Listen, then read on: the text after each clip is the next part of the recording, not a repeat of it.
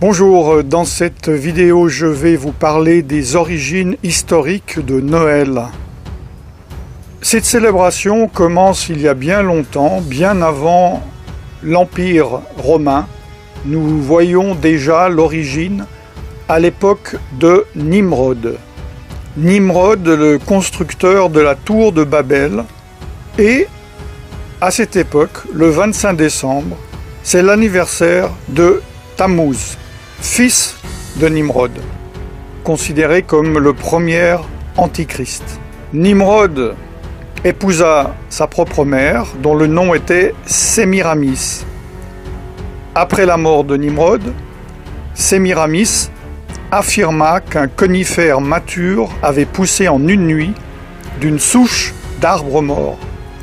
À chaque anniversaire de sa naissance, elle affirmait que Nimrod visiterait l'arbre à feuilles persistantes et y laisserait des cadeaux. Le 25 décembre était donc cet anniversaire. Nimrod, donc, que l'on peut appeler également le Seigneur de Noël. En Égypte également, c'est la célébration du culte du dieu soleil, Ré ou Ra, et d'Osiris, dieu de la fertilité.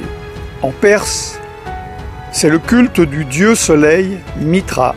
En Grèce, c'est le culte du dieu soleil Hélios et de Dionysos, également dieu de la fertilité et du vin. À Rome, bien avant la naissance de Jésus-Christ, c'est le culte du Sol Invictus, le soleil invaincu. Dans d'autres cultures païennes, le 25 décembre, qui correspond au solstice d'hiver, célèbre la naissance de dieux païens comme Attis, Bacchus, Dionysos, Hélios, Horus, Mithras, Nimrod, Perséus, Sol Invictus, Tammuz. Et finalement, cette nouvelle idole, ce nouveau dieu récupéré par l'Empire romain, Jésus, qui fut rajouté et assimilé à ces cultes païens. L'Empire romain, culture païenne par excellence, avec sa religion panthéiste, l'adoration de nombreux dieux, célébrait les Saturnales. Que sont les Saturnales? Voici ce que dit l'encyclopédie Britannica. Dans l'Empire romain, les Saturnales étaient une fête de divertissement et d'échange de cadeaux. Le 25 décembre était également vu comme l'anniversaire du dieu Mitra, le soleil vertueux. À la nouvelle année romaine, les maisons étaient décorées de verdure et de lumière. Ces Saturnales étaient en l'honneur du dieu Saturne. C'est une divinité, une des divinités romaines, et de peur d'être détrôné par l'un de ses enfants, il dévora chacun d'eux à leur naissance. Il préside la période qui précède le solstice d'hiver, celle donc des Saturnales. Pendant le reste de l'année, c'est un Deus Otiosus, un dieu en sommeil, dont la statue est liée par des bandelettes, dont on ne le libère qu'au moment des Saturnales. Il a été assimilé par les anciens au titan grec Chronos, le dieu du temps.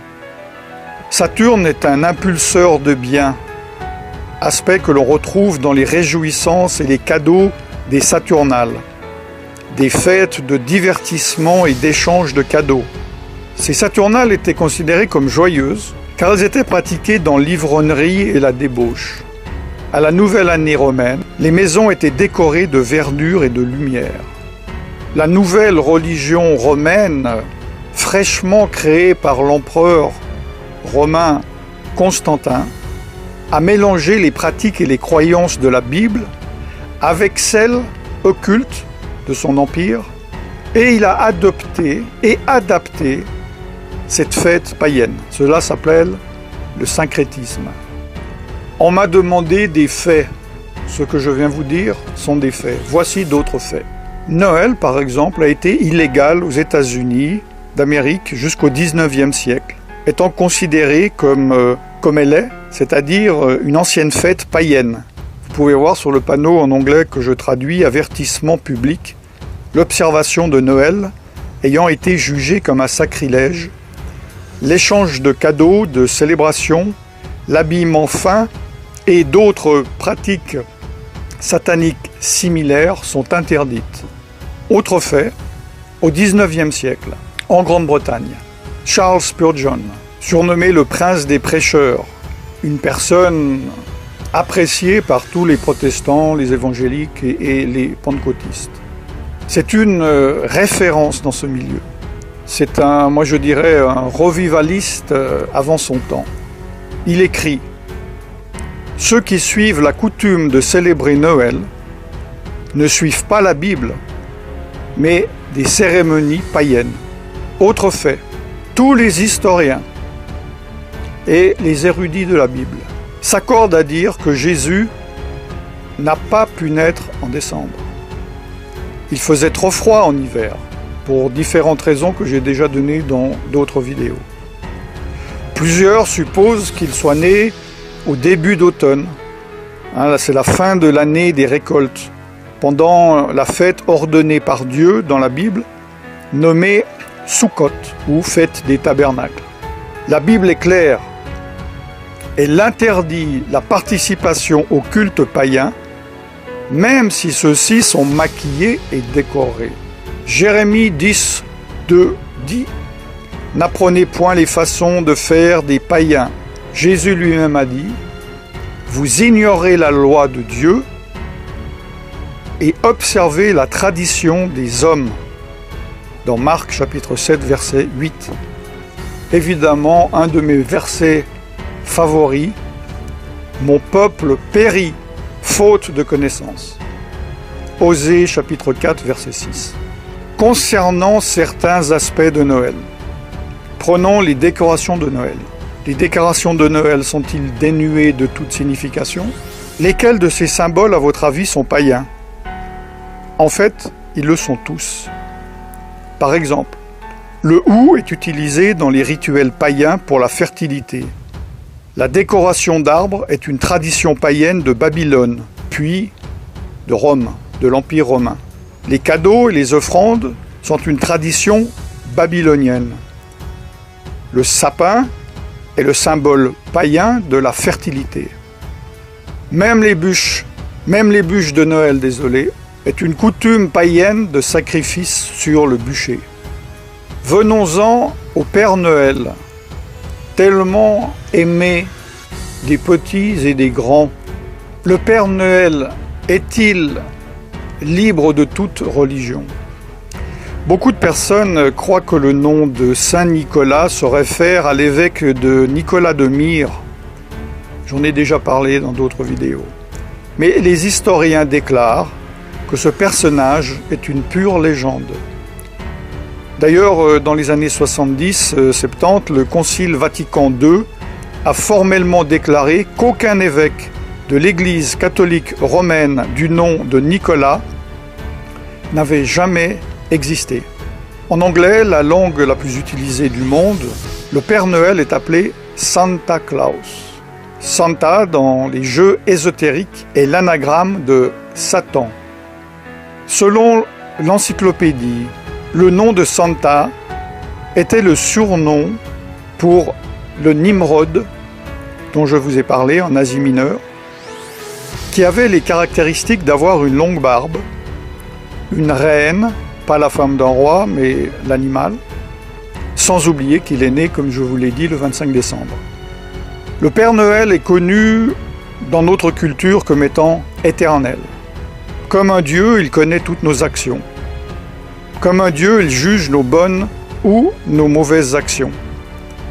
Il est donc représenté, sans que les personnes ne se rendent compte, comme étant omniscient, omniprésent et omnipotent. Ces qualités n'appartiennent qu'à Dieu lui seul. Les enfants prient Santa afin qu'ils obtiennent des cadeaux, des faveurs, des bénédictions, au lieu de prier Dieu. Comme j'espère vous le savez, le Père Noël, sous sa forme actuelle, joviale, obèse, a été créé de toutes pièces dans les années 30 par la société Coca-Cola pour vendre ses bouteilles de boissons. N'oubliez pas, chers frères et sœurs, que la parole de Dieu dit « Je suis l'Éternel votre Dieu, et tu n'auras pas d'autre Dieu que moi ». Exode chapitre 20, versets 2 à 3. Dieu également a fixé des fêtes. En tant que chrétien, vous pouvez très bien dire qu'elles ne sont pas applicables vu que vous êtes sous sous la nouvelle alliance. Je ne vais pas traiter de cela. Si vous ne comprenez pas les choses de Noël, vous ne comprenez pas encore ces choses. Mais Dieu, dans Lévitique, tout le chapitre 23, a parlé de ces fêtes, les temps que lui-même a fixés, son calendrier. Le calendrier du Dieu dont vous dites être son enfant. Pourquoi vous rassemblez-vous dans le calendrier que Satan a fixé, au lieu de vous rassembler dans le calendrier que Dieu a fixé?